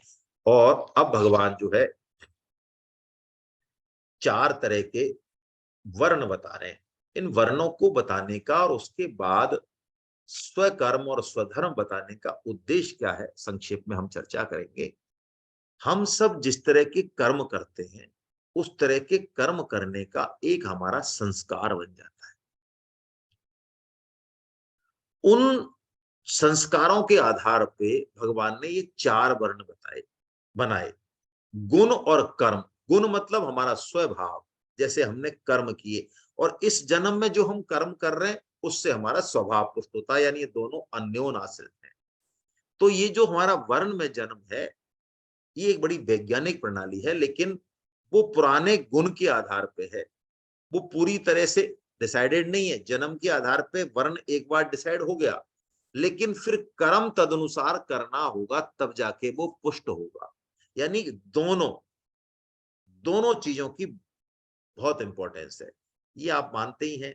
इसको चाहे कितना ही विरोध कर ले हम वर्ण व्यवस्था का, लेकिन मैं आपको बिल्कुल स्पष्ट शब्दों में कहूंगा, डॉक्टर का बेटा डॉक्टर हो, सुप्रीम कोर्ट का ख्याति नाम वकील हो, उसका बेटा वकील हो, पंडित शास्त्रज्ञ कोई हो, उसका बेटा पंडित हो, ऐसा होने में उनको बहुत सहूलियत है। व्यापारी का बेटा व्यापारी हो, बहुत सहूलियत है। अलग भी हो सकता है, लेकिन जनरली आप देखें, जो चीज एमबीए करके नहीं वो सीख सकते, वो व्यापारी का बेटा बचपन में ही सीख जाएगा सारी चीजें, गुना भाग गणित वगैरह सारी। डॉक्टर का बेटा, उसको पता है कैसे क्या होता है, नहीं, उसमें एक संस्कार है, एक चीज है, यही वर्ण व्यवस्था है। जैसा हमारा संस्कार है, स्वभाव है, उसके अनुसार हम देश की, समाज की, परिवार की और भगवान की सेवा कर पाए, सहज रूप से कर पाए, सहज कर्मों से कर पाए। ये बड़ी वैज्ञानिक दृष्टि है। इस पे चर्चा के लिए तो अलग से 1-2 घंटे चाहिए, क्योंकि बहुत कंफ्यूजन होते हैं, लेकिन मैं आपको सार रूप में बता रहा हूँ। वर्ण व्यवस्था भेद मूलक नहीं, पक्षपात मूलक नहीं है, बहुत साइंटिफिक व्यवस्था है। हमारे अंदर यदि कोई और संस्कार है जन्म के अलावा, बिल्कुल वर्ण व्यवस्था अलाउ करती है कि हम उन कर्मों से भगवान की पूजा करें। और इसको भगवान ने कर्म योग को पुनः इसी वर्ण व्यवस्था के आधार पर फिर कहा, अर्जुन स्वकर्मणा तम अभ्यचर्य। अपने अपने कर्मों से हम परमात्मा का पूजन कर सकते हैं। कैसे, कब? जब हमारी अभिरति हो। क्या बात है। देखिए, गीता को पढ़ेंगे, भगवान से पुकार करेंगे, जीवन का लक्ष्य बनेगा, तो अपने सहज कर्मों में हमारी प्रीति हो जाएगी। और सेवा और प्रीति ये एक ही बात है। मैं आपको उदाहरण दूं, यदि घर में आपका किसी से वास्तविक प्रेम है, किसी के मन में किसी के प्रति आपकी वास्तविक श्रद्धा है तो प्रेम है, स्वार्थ नहीं, निष्काम भाव यदि है, और वो व्यक्ति मान लो सपोज आपके दादाजी ही हैं, और वो रात को 12 बजे 2 बजे भी यदि आपको कह दे भैया मुझे एक गर्म पानी लाना जरा, तो आप दौड़ के लाएंगे, गर्म पानी करेंगे, और जब वो उसको ग्रहण करेंगे, प्रसन्न होंगे, तो उनकी प्रसन्नता से आपको प्रसन्नता हो। यदि प्रेम है तो इसको रति कहते हैं। एक क्षण भी आपके शरीर में या मन में ये विचार नहीं आएगा कि मेरी नींद खराब हो गई और मैं ऊपर जाऊं गर्म पानी करूं, नहीं आएगा, यदि सेवा और प्रेम का भाव है तो। भक्त अपने कर्मों से भगवान का पूजन करता है और परम सिद्धि को प्राप्त होता है। इसके अलावा उसको और कुछ भी करने की जरूरत नहीं है, ऐसा भगवान जो है कहते हैं। इसके बाद भगवान सांख्य योग के, जो बिल्कुल निवृत्ति परायण है ना, उसका वर्णन करते हैं। भगवान सांख्य योग का वर्णन करते हैं, वो हम नहीं ले रहे। और उस सांख्य योग का वर्णन करते करते भगवान पूरे सांख्य योग का 18.51 से 54 तक वर्णन करते, और अंत में भगवान बड़ी विलक्षण बात कह देते हैं, जो भगवान गीता में कई बार करते हैं। इस तरह की चीज दिमाग घूम जाता है। बात करते हैं सांख्य योग की, संन्यास की, और 55वें श्लोक में कहते हैं कि भक्त मुझे पूरी तरह से जानता है। यानी ज्ञानी की बात कर रहे हैं और भक्त की बात ले आते हैं भगवान। भक्त्या माम अभिजानाति तत्वतः यावांश्चस्मि तत्वतः, भक्त मुझे तत्व से जानता है। ऐसे ही भगवान ने पहले 7वें अध्याय में जब 4 तरह के भक्तों की बात करी, तो जब सबसे ऊपर के भक्त की बात कर रहे हैं वहां भगवान उसको भक्त नहीं के ज्ञानी कह देते हैं। तो यदि हम बहुत गहरे भाव से देखें और अपने मताग्रह को थोड़ा दूर रखें, यानी हमारा ज्ञान का मताग्रह तो उसको भी दूर रखें, भक्ति का मताग्रह उसको भी दूर रखें, कर्म का है तो उसको भी दूर रखें, तो ऐसा लगता है गीता में कि ज्ञान की पूर्णता भक्ति में है। असली ज्ञान यही है, असली भक्ति यही है कि भगवान से प्रेम हो जाए, यहाँ आके ज्ञान कर्म भक्ति एक हो जाते हैं। और ये गीता रूपी त्रिवेणी है। इसमें कोई कम या ज्यादा तो हो सकता है, लेकिन इन तीनों के बिना त्रिवेणी नहीं होगी, ये बात बड़ी स्पष्ट है। भगवान इस बात को यहाँ स्पष्ट कर रहे हैं। सांख्य योग में भी भगवान सर्वभूत हितेरता का पद देके और यहाँ भक्त्या पद देके मानो इस चीज को स्पष्ट कर रहे हैं कि हम जाएं किसी भी रास्ते से, चुन लें अपनी सामर्थ्य के अनुसार, लक्ष्य तो एक ही है, प्रेम भगवत प्राप्ति। और भगवान कह रहे हैं अर्जुन तू सुन, तू मुझ में चित्त वाला होकर जो मैंने तुझे अब तक कहा, वो तू सब संकटों को पार कर जाएगा। लेकिन यदि तू अहंकार के वश मेरी बात नहीं सुनेगा तो तू नष्ट हो जाएगा। इस श्लोक को पढ़कर ऐसा लगता है कि करने कराने वाले भगवान सब हैं, सब व्यवस्थाएं हो रही हैं हमारी अपने आप। हमारा ऐसे समय जन्म हुआ जब परम श्रद्धेय स्वामी जी, भाई जी और सेठ जी की वाणी हमें खूब उपलब्ध है। गीता से हमारा परिचय हो रहा है, ललक भी पैदा हो रही है, सब काम हमारा भगवान अपने आप बना रहे हैं। हम इस लायक नहीं है, लेकिन कृपा हो रही है भगवान की, बड़ी विशेष कृपा हो रही है। इसको आप छोटी मोटी कृपा नहीं माने। लेकिन बीच बीच में यदि कहीं हमारा अहम आड़े आ जाएगा तो भगवान चेतावनी दे रहे हैं कि अर्जुन तू उस कृपा की ओर दृष्टि रख। तत्व प्राप्ति कृपा साध्य है, साधन साध्य नहीं है। इस बात को हम कभी भी भूलें ना। साधन करते हुए साधन करना है, लेकिन साधन से भगवान की प्राप्ति हो जाएगी यदि ऐसा कहीं दिमाग में है तो भगवान चेतावनी दे रहे हैं। यही अहंकार का जनक हो जाएगा और वो हमको नष्ट कर देगा। भगवान कह रहे हैं अर्जुन, ये मनुष्य जन्म तुझे स्वभाव को शुद्ध करने के लिए मिला है। स्वभाव में दो चीजें होती हैं, एक तो हमारा जातिगत स्वभाव होता है, उसको बदलने की जरूरत नहीं है, वो बदलता भी नहीं है। एक हमारे स्वभाव में राग और द्वेष नाम की अशुद्धि होती है जो हमको बदलनी ही चाहिए।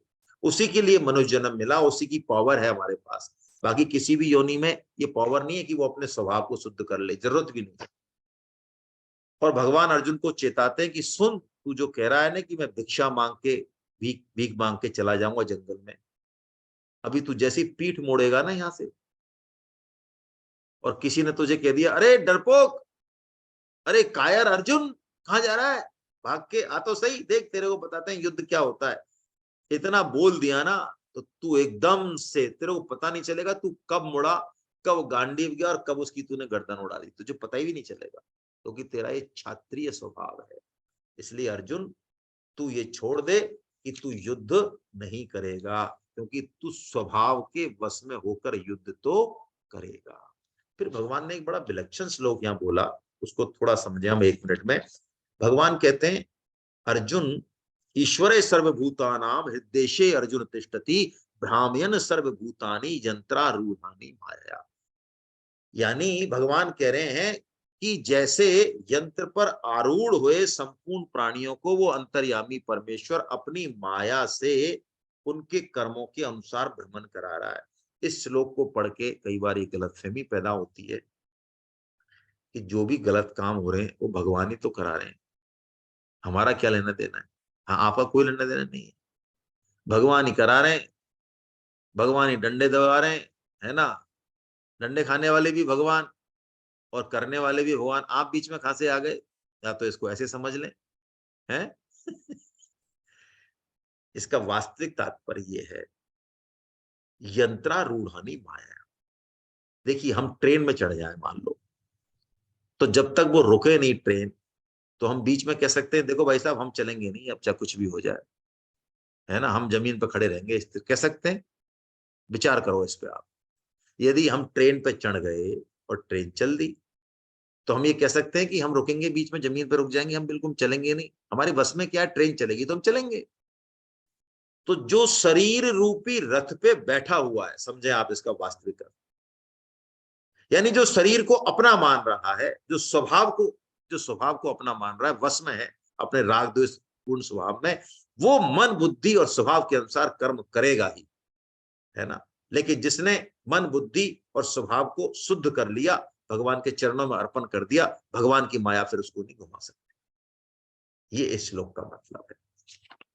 ऐसा कह के भगवान कह रहे हैं अर्जुन ने इतना कहने पर भी मुंडी नहीं हिलाई, बिल्कुल हमारी तरह जैसे हम नहीं हिलाते ना, है ना, हाँ ना कुछ नहीं। तो भगवान ने कहा ठीक है भाई, तू मुझे नहीं कुछ समझ रहा, तेरे को विश्व रूप तक दिखा दिया मैंने, सब कुछ बता दिया, सारे अनंत ब्रह्मांड मेरे में ही है, फिर भी तेरा विश्वास नहीं जम रहा है, तो तू जिसे ईश्वर मानता है तू उसकी शरण में चला जा, क्योंकि मुझे तो पता है ना कि परम ईश्वर मैं हूं। तू उसकी शरण में जाएगा तो अभी तो मेरे पास ही आएगा, जाएगा कहाँ। अब जैसे ही भगवान ने ये कहा कि तू उस ईश्वर की शरण में चला जा, अब अर्जुन चेते हैं थोड़े से हमारी तरह, है।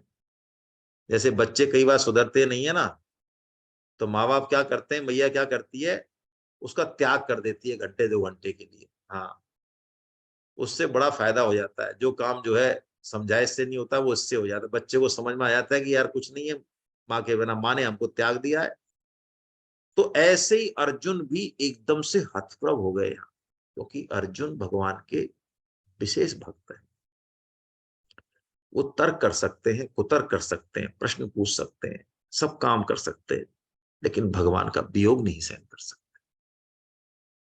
यही अनन्यता तो अर्जुन को आध्यात्मिक बनाती है।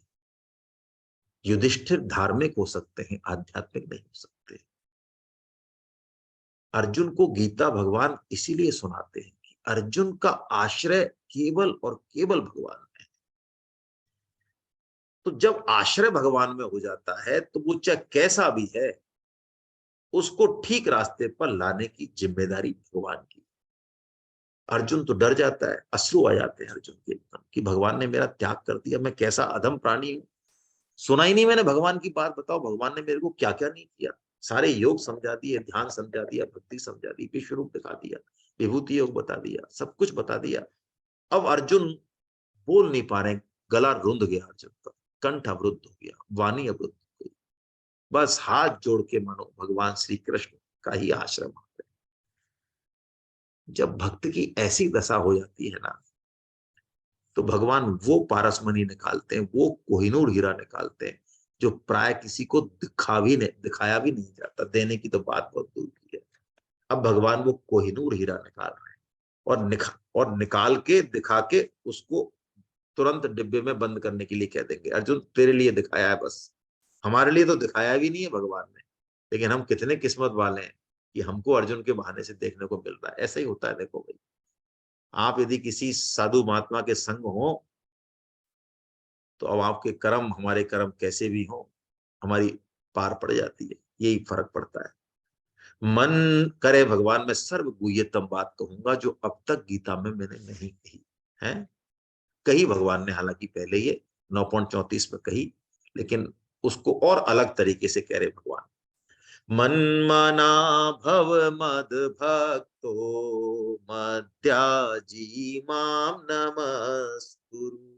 एक तो ये कहा भगवान ने कि तू ये चार चीजें करेगा तो मुझे ही प्राप्त होगा। इसकी व्याख्या हम 9.34 में करते हैं काफी अच्छे से। यहां जो भगवान ने इसके बाद एक बात कही और, सर्व धर्मान परित्यज्य मामेकं शरणं व्रज अहं त्वां सर्व पापेभ्यो मोक्षयिष्यामि मा शुचा। मां शुचा, जो अबोध बालक होता है उसको न कर्म चाहिए, न ज्ञान चाहिए, न भक्ति चाहिए। उसको तो ये धौल चाहिए पीठ पे, ये आसरा चाहिए। चिंता मत कर, खेल कबड्डी, हम बैठे हैं ना, बस ये है असली बात। यहाँ भगवान ने अर्जुन को सब कुछ कह दिया। और जहां से वो शुरू हुआ कि महाराज मैं तो पाप का भागी बनूंगा और इतनों को मारूंगा, अर्जुन ने भगवान ने कह दिया कोई पाप बाप नहीं लगेगा, मैं हूं ना। अरे मैं हूं ना, छोड़ तू कर्म ज्ञान भक्ति ये सब छोड़, चक्कर ही छोड़ना। अरे हम बैठे हैं ना, बस हो गया काम। यही है बस, ये शरणागति है। ये धर्म और अधर्म के मानक से भी बहुत आगे चली जाती है। धर्म तो लौकिक है, भगवान ये बात कर रहे हैं अलौकिक, उस परम धर्म की बात कर रहे हैं जो शरीर के स्तर पे नहीं होता, वो आत्मा के स्तर पे होता है। जैसे गोपियां, वो लौकिक पति को त्याग के भी भगवान की शरण में जाती है।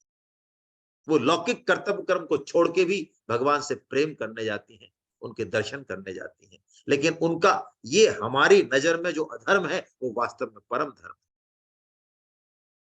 क्योंकि वो धर्म और अधर्म की परिभाषाओं को बहुत पीछे छोड़ आया। भगवान भी अर्जुन को अब उसी भाव की ओर इशारा कर रहे हैं कि अर्जुन जब तू मेरी तरफ देख रहा है तो फिर तू छोड़ दे, क्योंकि धर्म का सारा जो शिरोमणि है वो तो मैं बैठा हूं ना, धर्म की परिभाषा तो मैं हूं ना बनाने वाला। तो धर्म और अधर्म क्या है तो डिसाइड करने वाला मैं हूं ना। छोड़, तू मेरी तरफ देख रहा है तो लौकिक धर्म की परिभाषा मत कर, सभी धर्मों के आश्रय का, साधन का, सबका त्याग कर दे, सिर्फ मेरी तरफ देख। और सुन अर्जुन, इस बात को, ये पीएचडी लेवल की बात को किसी को ऐसे वैसे को मत कह देना। एलकेजी वेलकेजी वाले को भगवान ने 4 लोगों के मना करके ढक्कन लगा दिया। और भगवान ने इस गीता को पढ़ने का भी कितना जबरदस्त फल बताया कि ये ज्ञान यज्ञ है। आप ध्यान करें 4.33 में भगवान ने उससे पहले 14 तरह के द्रव्य यज्ञ बताए और कहा ज्ञान यज्ञ उन सबसे श्रेष्ठ है। ओहो, बड़े से बड़े सत्कर्म और परोपकार से लोग कहते हैं क्या रखा है गीता पढ़ने में, आप लोग सिर्फ फालतू का टाइम खराब करते हो। देश और समाज तो जा रहा है, गरीब बढ़ रहे हैं, ये हो रहा है, काम तो करते नहीं हो समाज के लिए। और गीता गीता गीता गीता क्या करना है तुम्हारे गीता पढ़ के। भगवान तो कह रहे हैं द्रव्य में यज्ञ से ज्ञान यज्ञ श्रेष्ठ है, और गीता पढ़ना ज्ञान यज्ञ। भाई हम गीता पढ़ के अपने कर्तव्य कर्म करना थोड़ी छोड़ेंगे, लेकिन कर्तव्य कर्म किस विधि से किए जाए, क्यों किए जाए, जरा ये तो समझ लें पहले। तो गीता पढ़ना ज्ञान यज्ञ है और गीता प्रचार, भगवान ने अपना हृदय खोल दिया यहाँ। मानो ऐसा लग रहा है कि हम, देखो, इस क्रम को हम समझें थोड़ा। अर्जुन तो भगवान के अनन्य शरणागत है, गीता सुना रहे हैं। अर्जुन एक ऐसे हैं जो गीता सुनने से पहले भी एक अक्षौनी सेना के बदले निहत्थे श्री कृष्ण को चुनते। अर्जुन गीता सुनने से पहले भी ऐसे हैं जो स्वर्गलोक की सर्वोत्तम अप्सरा उर्वशी के काम निमंत्रण को ठुकरा देते। तो अर्जुन की तो हम क्या बात करेंगे और क्या बराबरी करेंगे। तो अर्जुन की बात तो भगवान ने कर दी, लेकिन अब हमारे लेवल पे तो आओ महाराज। अर्जुन तो आपके सखा है, उनके साथ तो आप खेलते कूदते हो कबड्डी, हमारा क्या हाल होगा, हम कैसे हैं आपको पता नहीं है क्या।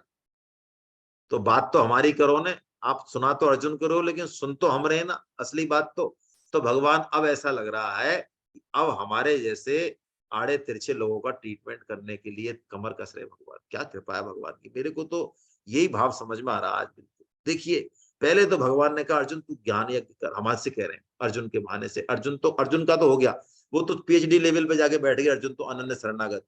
अब वो तो हमारा, हम अनन्य क्या, हमसे तो शरणागति नहीं होती सामान्य। तो अब पहले तो हम गीता पढ़ें, और गीता पढ़ें, भगवान कह रहे हैं ये ज्ञान यज्ञ है, इससे तुम्हारी बुद्धि शुद्ध होगी, सत्संग मिलेगा, विवेक जागृत होगा। और फिर भगवान कह रहे हैं अर्जुन गीता के प्रचार कर। गीता के प्रचार करने वाला मुझे सर्वोत्तम प्रिय, यानी जो अनन्य शरणागति के लिए भगवान अभी करने को तैयार हैं। भगवान कह रहे हैं यदि कोई साधक निष्काम भाव से गीता प्रचार करे तो वो मेरा सर्वाधिक प्रिय है। वाह, यानी मुझे लगता है गीता पढ़ना और गीता प्रचार करना, ये दो काम के लिए भगवान हमको बिल्कुल स्पष्ट आज्ञा दे रहे हैं, क्योंकि ये हमारे सामर्थ्य में है। और भी यदि कोई कम सामर्थ्यवान हो तो भगवान अब उसकी भी बात कर रहे हैं भैया। यहां आके भगवान का चैप्टर क्लोज है कतई। वो कह रहे हैं कोई प्रचार भी नहीं करना चाहे, कह दे साहब हमारे फोन नंबर में आपकी कसम एक भी नंबर नहीं है कॉन्टेक्ट्स में, सिर्फ हमारा ही हमारा है बस, हम किसी को नहीं जानते इस दुनिया में। आप देख लो हमारा फोन, चलो कोई होगा ऐसा, मान लेते हैं। तो भगवान कह रहे हैं वो सुन तो सकता है श्रद्धा पूर्वक। वाह क्या बात है, नवदा भक्ति श्रवण से शुरू होती है। भगवान करें श्रद्धावान अनसूयश्च, वो भी मुझको ही प्राप्त होता है, शुभ लोगों को प्राप्त होता है। वाह, सायुज्य मुक्ति मिलती है उसको भी, क्या बात है। ऐसा कह के अब अर्जुन से पूछ रहे हैं अर्जुन तुमने ठीक से सुना तो सही ना भाई, सब कुछ कह दिया मैंने। तो अब अर्जुन जो बोलते हैं भगवान श्री कृष्ण समझ जाते हैं कि अब गीता पूर्ण हो गई, अब बोलने की जरूरत नहीं है, क्योंकि अर्जुन को जो समझाना था और समझने के बाद जो करना था, अर्जुन बिल्कुल उस चीज को पकड़ गए। क्या पकड़े अर्जुन? अर्जुन कह रहे हैं नष्टो मोह स्मृति लब्धा त्वत्प्रसादात् मयाच्युता स्थितोस्मि गत संदेहा करिष्ये वचनम तवा। मेरा मोह नष्ट हो गया, पता चल गया मैं फन्ने खां फला सिंह नहीं हूं, मैं तो आपका दास हूं। मेरा जन्म ही हुआ आपको, आपकी सेवा करने के लिए, आपसे प्रेम करने के लिए। ये जो मेरे सामने अड़खंजा आपने खड़ा किया, पिता पत्नी पुत्र घर परिवार गाड़ी, ये सब आपकी सेवा करने के लिए तो खड़ा किया। मैं इसको अपना समझ के, और यानी क्या तुर्रम का समझ रहा था अपने आप को। मेरे को स्मृति प्राप्त हो गई कि मैं हूं कौन, मैं तो आपका हूं। और ये स्मृति कैसे प्राप्त हुई? आपकी कृपा से। वाह बेटा सही है। तो अब क्या करेगा? अब वो बोल रहे हैं अर्जुन जो जीव मात्र की हाइट है, सुप्रीम हाइट, इससे ऊपर की कोई हाइट नहीं है जी। यानी हम सब जो कर सकते हैं वो ये हाइट है, करिष्ये वचनम तवा। अब आप जो कह देंगे हम वो करेंगे महाराज, बस यही है हाइट, यही गोपियां हैं, ये गोपी भाव भी यही है। भगवान कहें मैं प्रचार से सबसे ज्यादा प्रसन्न होता हूं, बस अब हम लग जाएंगे। और अगले एक महीने में मेरा ऐसा मन बन रहा है, इस बार हमारी पिछली बार 34 क्लास थी, इस बार आप 50 क्लास कर दो भाई, देखो कम से कम। और 50 पंजे 2500, कम से कम 2500 रजिस्ट्रेशन से नीचे नहीं होने चाहिए। हाँ, ऐसा हम कर दें तो लगे हम तो गीता प्रचार में। और अब अर्जुन ने तो बोल दिया, लेकिन अर्जुन से भी एक बड़े भक्त बैठे हैं, रसिक भक्त बैठे हैं, ओहो, जिनका रोम रोम रोम रोम, आहा, जिनका अश्रु छोड़ो रोम रोम भगवान की कृपा का अनुभव कर, जैसे कि दादू दयाल जी महाराज हैं। भगवान के नाम में कितनी प्रीति, कितनी प्रीति, कहते 350 करोड़ नाम लिए हो। 3 करोड़ नाम में कहते हैं भगवान के दर्शन की योग्यता आ जाती है। 350 करोड़ नाम लिए दादू दयाल जी ने, और जब वो शरीर छोड़ रहे थे तो उनकी आंखों में अश्रु आ गए। तो उनके शिष्य खड़े थे पास में, उनका महाराज पूरी दुनिया आपको देख रही है, जिस नाम रस को आपने चखा, रोम रोम से चखा, इतनी प्रीति आपकी नाम रस में, और क्या चाहिए इसके अलावा, और चाहिए क्या जीव को, फिर भी आपके आंसू, इसका कारण समझ में नहीं आया महाराज। तो दादू दयाल जी का अंतिम दोहा है, देह हवाले हो रही और होश रही मन माहे। देह हवाले हो रही है, जा रही है देह तो, लेकिन होश रहे भैया मन में। और दादू जैसा नाम था तैसो लीनो ना, भैया इतना प्यारा नाम था, इतना रस था इसमें, लिया हमने, लेकिन जैसा लेना चाहिए था वैसा ले नहीं पाया, यानी और लेते, और लेते, और पीते इस रस को। वाह क्या बात है, क्या बात है, ये भाव होना चाहिए। गीता प्रचार भी हम इसी भाव से करें। आज मौका है तो कर लें भाई, होश नहीं रह जाए बाद में कि यार हम चाहते तो कर सकते थे यार, है क्या था, हमने बेटी बेटी के ब्याह कर लिए, बेटा बेटी के बड़े बड़े आयोजन कर लिए, और गीता सेमिनार के पीछे के लिए हम पीछे हट गए। भाई साहब इतना बड़ा आयोजन हम नहीं कर सकते। अरे क्यों नहीं कर सकते भैया, हाँ कर सकते हैं, क्षमता है तो क्यों नहीं कर सकते। क्या होगा, ज्यादा ज्यादा असफल हो जाएंगे और क्या होगा, ना कटेगी क्या, होश तो नहीं रहेगी मन में। भाई बेटे का आईआईटी में सिलेक्शन नहीं हुआ तो नहीं हुआ, हमने तो अपना ट्यूशन दे दिया, पैसे दे दिए, फैसिलिटी दे दी उसको। कल को वो ये तो नहीं कहे कि हमको आईआईटी की तैयारी नहीं कराई, हटा, नहीं हुआ तो नहीं हुआ। बस भगवान का भाव। संजय रोमांचित है, इस भगवान की कृपा को हम अनुभव करें, स्वामी जी की वाणी को सुने तो हमारे रोंगटे खड़े होने चाहिए। पारस मणि है स्वामी जी, पारस मणि, कहीं से भी उनके किसी भी प्रवचन को हम सुने, निखालिस 24 कैरेट गोल्ड, लोहे को भी गोल्ड बना दे, ऐसे पारस स्वामी जी महाराज। उनकी वाणी हमें मिल रही है, गीता हमें मिल रही है पढ़ने को, कहा हम इस कृपा को ही हम अनुभव करते रहें और भगवान को धन्यवाद देते रहें। बस कुछ नहीं है, कोई कर्म ज्ञान भक्ति सबसे ऊपर है ये कृपा योग। ये कृपा योग से गीता प्रकट हुई, इन सारे योगों से पहले भगवान ने कृपा योग दिखाया है गीता में, और अंत में भी कृपा योग ही है, यानी कृपा से कृपा के बीच में है गीता। और उसी भावपूर्ण हृदय से संजय बोलते हैं, अंतिम निर्णय दे देते हैं गीता का, एक श्लोक में निर्णय दे देते हैं।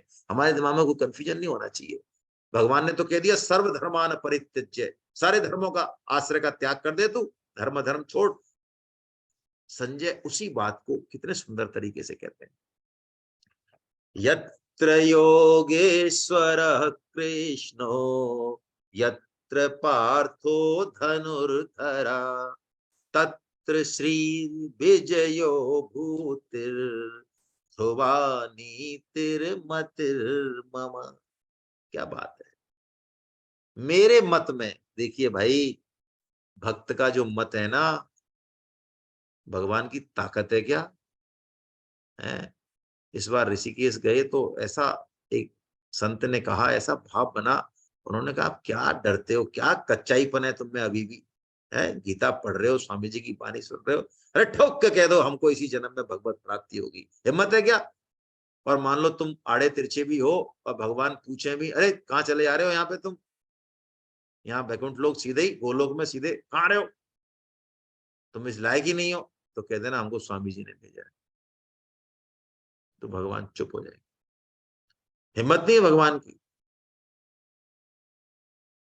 तो ऐसे ही संजय कह रहे हैं, अरे जहां भगवान श्री कृष्ण खड़े हैं और जहां अर्जुन खड़े हैं, वहीं धर्म है, वहीं नीति है, वहीं अटल नीति है, वहीं श्री है, सब कुछ है वहां।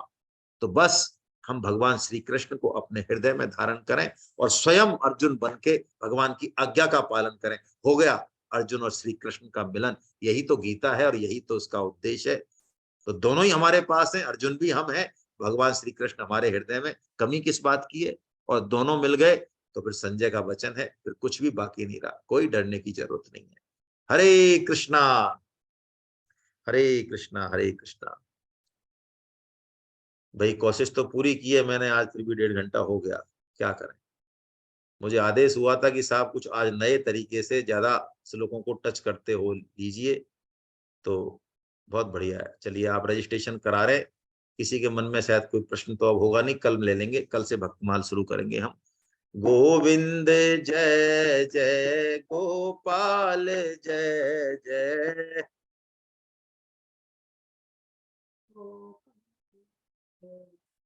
राधा रमण हरि गोविंद जय जय।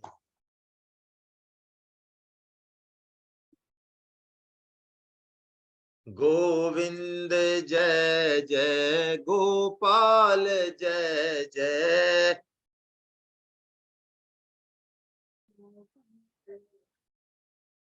राधा रमन हरि गोविंद जय जय।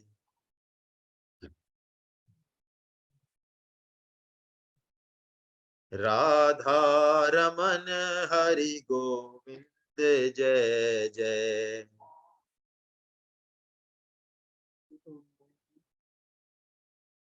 नाम संकीर्तनम यस्य सर्व पाप प्रणाशनम, प्रणामो दुःख शमनस्तम नमामि हरिं परम। बोलो वृंदावन बिहारी लाल की जय, बोलो बांके बिहारी लाल की, बोलो राधा गोविंद सरकार की जय। अर्जुन के सखा भगवान श्री कृष्ण की, मीरा के गिरधर नागर की, सूर के घनश्याम की, वृषभानु सुता राधा रानी की, मर्यादा पुरुषोत्तम भगवान श्री राम की, जानकी माता की, गौ माता की, धरती माता की, साधक संजीवनी की, श्रीमद् भागवत महापुराण की, सब संतों की, सब भक्तों की, अनंत कोटि वैष्णव वृंद की, आज के आनंद की। जय हो जय हो जय हो। गीता माता की, भगवत गीता रूपी माता की कृपा हमसे बनी रहे और हमारे पिता श्री कृष्ण से ये हमारा परिचय कराती रहे, मिलाती रहे, उनकी गोदी में बैठाती रहे। इसी शुभेच्छा के साथ हम कल मिलते हैं। और अब गीता विवेचन सत्र 2023 में शुरू होंगे, है ना। इस बार हमने ये पूरे कर दिए हैं। आप सबका बड़ा सहयोग रहा, आप सबके चरणों में बहुत बहुत वंदन, आपकी शुभेच्छाओं से ही ये चल रहा है। हरे कृष्णा, जय जगन्नाथ, जय जगन्नाथ, जय जगन्नाथ।